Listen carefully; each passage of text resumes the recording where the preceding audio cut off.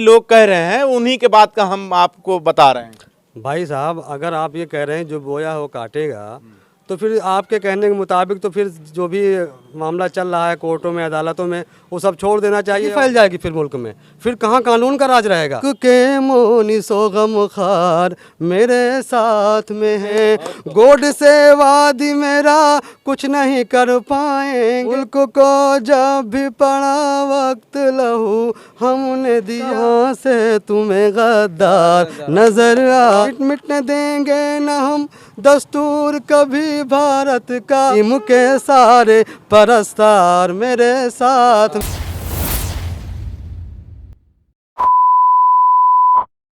इस वक्त मैं बहराइच ज़िले में हूं और बहराइच में चुनावी माहौल बहुत ज़्यादा गर्म है, लेकिन साथ ही साथ हकीक का मामला भी गर्म है। अभी हत्या हुआ है, उसी पर लोग सवाल पूछ रहे हैं। विपक्ष हमलावर है कानून व्यवस्था को लेकर।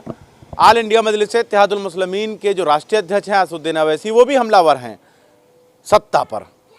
ये आप देख सकते हैं, बहराइच के लोग हैं और जुम्मेदार हैं, दिलकश सुल्तानपुरी हैं, जो नज़्म के ज़रिए सवाल पूछते रहते हैं और गुनगुनाते रहते हैं। तो हम चाहेंगे कि आप ही से हम बात कर लें। जो बोया है वो काटेगा, ये बात अटल है। योगी को बुरा क्यों कह रहे हो? यह अतीक के अमाल का फल है। जिस तरीके से मंत्री लोग कह रहे हैं, उन्हीं के बात का हम आपको बता रहे हैं।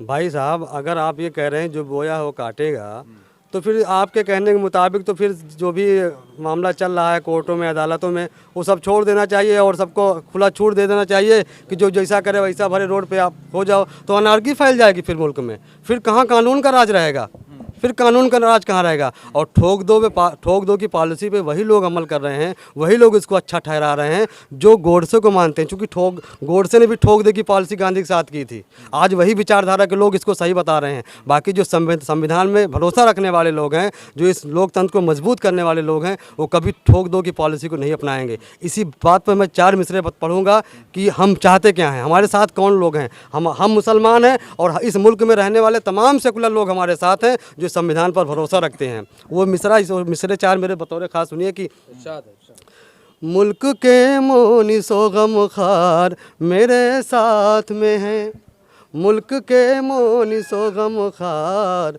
मेरे साथ में हैं, यानी भारत के वफादार मेरे साथ में हैं। गोड से वादी मेरा कुछ नहीं कर पाएंगे, गोड से वादी मेरा कुछ नहीं कर पाएंगे, क्योंकि गांधी के तरफदार मेरे साथ में हैं।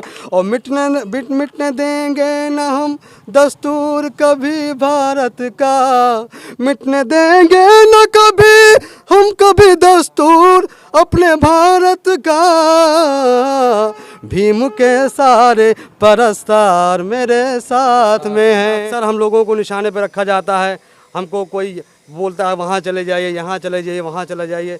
कभी कहीं भी हम जाने वाले नहीं हैं और जब तक ज़िंदा हैं अल्हम्दुलिल्लाह इस रुए ज़मीन पर अपने इस मुल्क की मोहब्बत को सीने में लेके चलते हैं। और जिस दिन अल्लाह ने हमको बुला लिया और हम मर गए, तो उस दिन भी इस मुल्क हमको नहीं छोड़ेंगे, बल्कि इसी मिट्टी में हम दफन हो जाएंगे और इसी मिट्टी में हम समा जाएंगे। ये मोहब्बत हमारी किसी को देखना है, तुम्हारे कब्रिस्तानों में जा कर के देखे कि जब तक ज़िंदा होते हैं तब तक हम इस मुल्क के तराने गाते हैं और मरने के बाद इसी मिट्टी में हम दफन हो जाते हैं। तो जो लोग मुझ पर इल्ज़ाम लगाते रहे हैं, जो लोग मेरी वफ़ादारी पे इल्ज़ाम लगा रहे हैं, मैं उनको बताना चाहता हूँ कि मेरे भाई तारीख़ उठा करके देखो, इतिहास उठा करके देखो, पता चल जाएगा कि मुसलमानों का क्या रोल रहा है, मुसलमानों का क्या किरदार रहा है। 4 मिसरे में पढ़ता हूँ कि बतौर खास सुनेगा।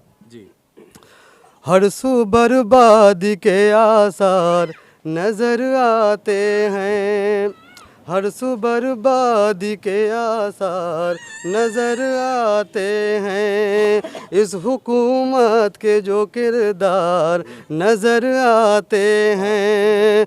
मुल्क को जब भी पड़ा वक्त लहू हमने दिया, मुल्क को जब भी पड़ा वक्त लहू हमने दिया,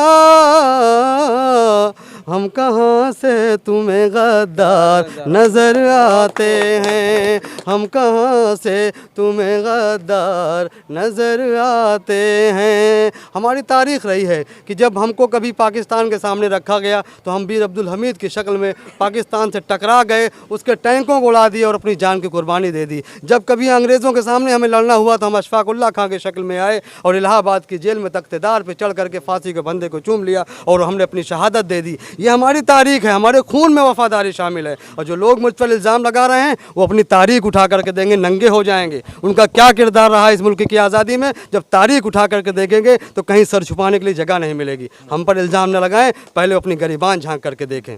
बहराइच में था और लोगों से बात कर रहा था। यहाँ से जो बातें निकल कर आप तक हम पहुँचा रहे हैं, आपने बारीकी से सुना भी होगा और समझ में आपको कितना आया है। मेरा सवाल बेहतर था या जवाब देने वाले मजबूत थे, ये तो आपको तय करना है। कमेंट्स बॉक्स में आपको बताना है। बस बने रहना है, देखते रहना है 24 तक न्यूज़ के साथ। जनता का